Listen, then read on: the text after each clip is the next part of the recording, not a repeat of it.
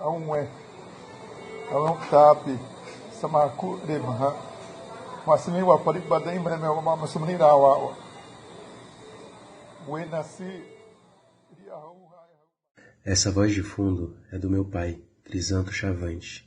Ele gravou essa mensagem com um respirador entre suas narinas, deitado no leito do Hospital Regional de Barra do Garças, no Mato Grosso, onde ele está internado há 2 semanas. Ele pede para que os chavantes fiquem na aldeia, mas também pede que os chavantes com sintomas procurem o hospital antes que seja tarde. E por falta de leito, o meu avô Eduardo está na UTI em Cuiabá. Ao lado dele estava minha avó, Ângela, que faleceu na última sexta-feira pela manhã. Todos eles contraíram a Covid-19. Além do meu pai e meus avós, outros 102 chavantes contraíram o novo coronavírus até o último sábado, dia 27 de junho. Na última sexta-feira, 28 de junho, foi um dia muito triste para o povo chavante. Num período de 24 horas, 9 indígenas da etnia chavante morreram com sintomas de Covid-19 no Mato Grosso, incluindo um bebê. 3 delas já tiveram um diagnóstico confirmado e outras 6 ainda aguardam o resultado dos exames. 9 pessoas morreram em apenas um dia. Eu tenho 22 anos e desde que eu nasci não morriam tantas pessoas do povo chavante em apenas um dia. Os números são do DICEI, mas podem ser ainda maiores porque ninguém está sendo testado nas aldeias e também porque grande parte das pessoas que ficam doentes não vão para o hospital porque sabem que não vão encontrar atendimento. O hospital tem 8 leitos de UTI e todos estão ocupados por chavantes nesse momento. Isso significa que se mais algum chavante precisar de UTI hoje, não terá chance de viver. Meu pai é presidente da FEPOINT, Federação de Organização que representa os povos indígenas no Mato Grosso. Eu sou um dos comunicadores responsáveis pela comunicação da federação. Meu pai e eu sabemos que a informação é a forma mais eficaz de salvar as vidas chavantes nesse momento. Por isso ele gravou essa mensagem. E foi por isso que eu também participei de uma live no meu canal no YouTube junto com o Lúcio, secretário executivo da FEPOINT, Indiana, que trabalha na coordenação local da FUNAI, e o Clarencio, que é o presidente do Conselho de Saúde Indígena Chavante. Nos reunimos para falar sobre o que está acontecendo com o povo chavante e para lançar uma campanha que pretende comprar respiradores, kits de higiene, máscaras e garantir a segurança alimentar durante essa pandemia. A mensagem do meu pai não é apenas para o povo chavante, mas para todos os povos do Brasil que se deparam com essa epidemia num governo absolutamente anti-indígena, com a saúde sucateada, abandonados. Essa pandemia desaba a esse cotidiano em cima de nossas cabeças.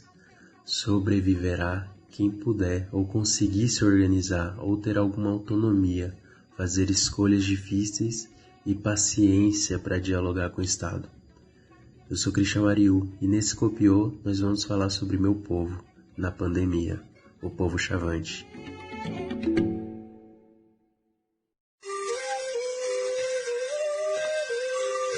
Copiou, parente? Os destaques de Brasília na vida dos índios e dos povos da floresta. Informação do ISA, Instituto Socioambiental.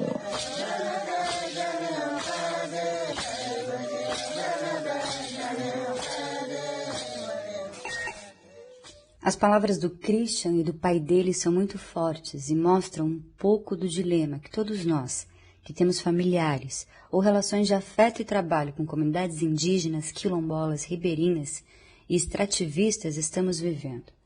Um misto de luta e luto. Os chavantes são hoje quase 23 mil pessoas, de acordo com o Censo da Saúde Indígena. Esse número faz deles a 4ª etnia mais populosa do Brasil. Eles estão localizados em cerca de 300 aldeias, situadas em 12 terras indígenas e 14 municípios do estado do Mato Grosso. A doença chegou primeiro à terra Maraiuatseg. A primeira morte foi um bebê e aconteceu no dia 11 de maio. Na última sexta-feira, 26 de junho, dia que a Ângela, avó do Christian, faleceu, foram registrados 9 mortes. 9 mortes em apenas um dia. Para entender a intensidade com que o povo chavante é atingido pela maior epidemia deste século, o Copioparente também ouviu o sertanista Odenir Pinto, um dos mais importantes indigenistas vivos do Brasil. Ele ajuda a gente a entender o povo chavante, aponta os desafios desse povo nesse momento de pandemia.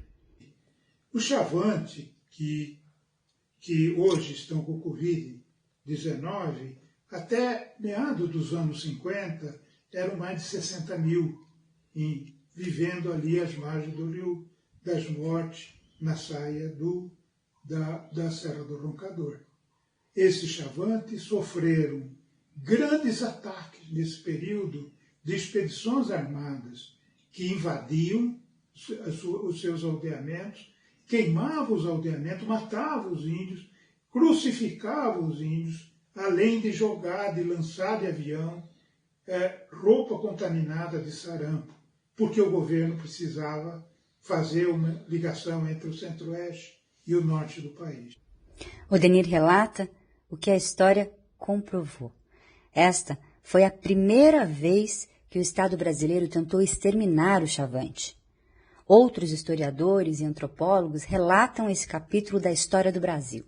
O antropólogo Luiz Roberto de Paula conta em artigo no livro Povos Indígenas no Brasil que os Aue-Utabi, que depois passaram a ser chamados de Chavante e Xerente, ocupavam um extenso território no Brasil, onde hoje compreendem os estados de Goiás, Mato Grosso, Maranhão, Piauí e Minas Gerais. Os Aue-Utabi foram atingidos por sucessivas guerras de conquista, patrocinadas desde o tempo da coroa até a década de 50, quando os últimos grupos Chavante foram definitivamente aldeados e confinados num território muito menor do que necessitavam para sobreviver. E o Estado fez isso para que pudesse lotear as áreas e vendê-las para empresas de colonização. O antropólogo relata que os grupos Chavante das regiões Couto Magalhães, Culuene e Maraiuatsé foram quase extintos, tanto pelo uso da força armada quanto por estratégias terroristas, como distribuir roupas contaminadas com o vírus da gripe e sarampo. Os poucos chavantes que sobreviveram a essas sucessivas tentativas de extermínio foram asilados por missões salesianas. A segunda tentativa de extermínio aconteceu 20 anos depois. Não bastasse isso, na década de 70 e 80, esses mesmos chavantes sofreram todo o assédio que se pode imaginar de um programa governamental que trouxe para dentro do território destes chavantes uma enormidade de pessoas, milhares de pessoas que vieram do sul, financiando grandes projetos de agropecuário dentro do território chavante, que detonaram todo o território, acabaram com o meio ambiente, desmataram toda a terra chavante. E os chavantes tiveram que mudar seus hábitos alimentares para poder viver. Tiveram que incorporar novos hábitos. E hoje, esses chavantes estão doentes. Esses chavantes estão diabéticos. Esses chavantes estão com pressão alta. E esses chavantes estão com tuberculose. Esse conjunto de doenças que o Odenir traz mostra como a Covid-19 pode ser mais perigosa ao chavante do que a grande parte da população brasileira, e até mesmo outros povos. A mortalidade infantil já era alta. Um estudo recente mostra que 14% das crianças chavantes morrem antes de completar 10 anos de idade. Em muitos casos, as causas de morte resultam de doenças tratáveis, como diarreia, anemia e infecções respiratórias. Os chavantes passam fome. A carência de caça e do peixe nos rios contaminados pelo agronegócio que cerca as 300 aldeias chavantes resultaram em dramáticas mudanças na alimentação chavante, que tem levado à desnutrição e a problemas de saúde como a anemia. As mudanças na dieta, em especial o açúcar e farinha de trigo refinada, também fizeram com que a diabetes e a hipertensão invadisse a vida de Chavante de todas as idades. Então, o Covid chega agora, pegando uma população totalmente em risco. E, para piorar, essa população toda de 23.433, segundo o último censo, só tem um único distrito sanitário para trabalhar com eles, para poder dar assistência a eles. Isso é impossível, é humanamente impossível se fazer qualquer tipo de trabalho, por mais abnegado que esse pessoal da saúde é, de fato é, mas eles tão pouco diante de uma realidade tão em situações normais já seria insuficiente. Com essa situação que chega agora, é muito pior. Portanto, peço e apelo que o Brasil, que esse país, que no passado fez tanta violência com esse povo, desta vez leve condições para fazer testes, para identificar os doentes, para conversar, para dialogar com esse Chavante, mostrando para ele o perigo que eles estão vivendo.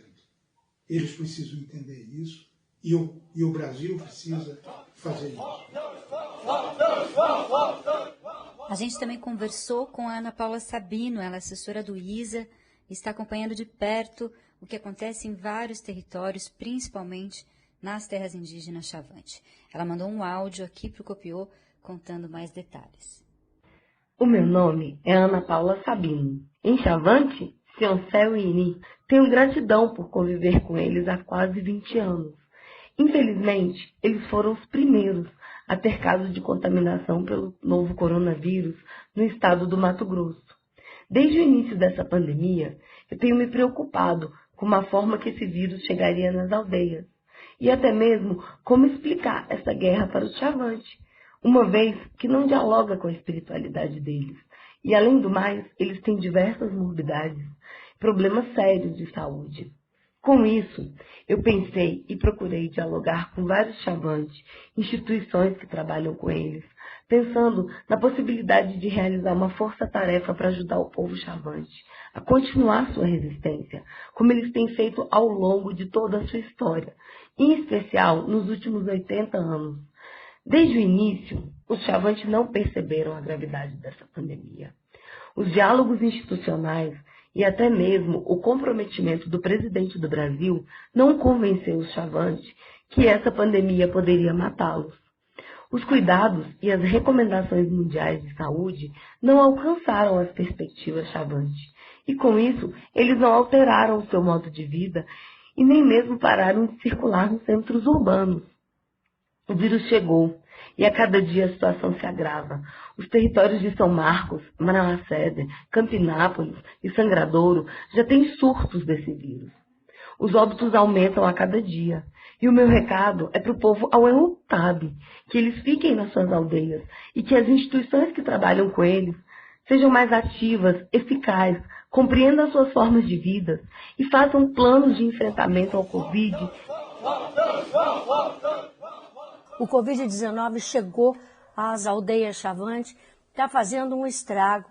São muitas pessoas, eles são mais de 22 mil pessoas, estão lutando bravamente, resistindo há 80 anos desde que foram contactados. Eles merecem o nosso apoio. Ajude você também.